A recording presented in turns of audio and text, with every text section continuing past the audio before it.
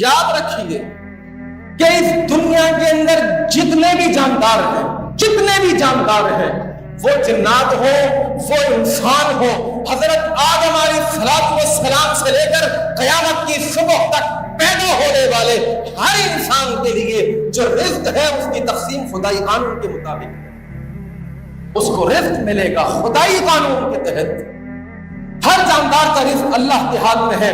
رب فرماتا ہے وَمَا مِن دَابَّةٍ فِي الْأَرْضِ، دابت، کیا اللہ نے مثال دی ہے، کیا جملہ کہا ہے۔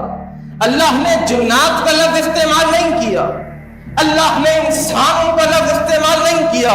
اللہ فرماتا ہے میرے بندے دابتن، زمین پر رینگنے والا کیڑا مکوڑا، حشرات الارض، اس کا رزق بھی اللہ کے ہاتھ میں ہے۔ چیونٹی کا رزق، اللہ اکبر، پہاڑ ہے، رات کی تاریکی ہے، ظلمتیں ہیں، اندھیرا ہی اندھیرا ہے، اور اس اندھیرے کے اندر ایک چلنے والی چیونٹی، ایک رینگنے والا کیڑا، رب فرماتا ہے الا علی اللہ رزقھا، اس کو بھی اگر رزق پہنچتا ہے تو اس کو پہنچانے والے بھی ہم۔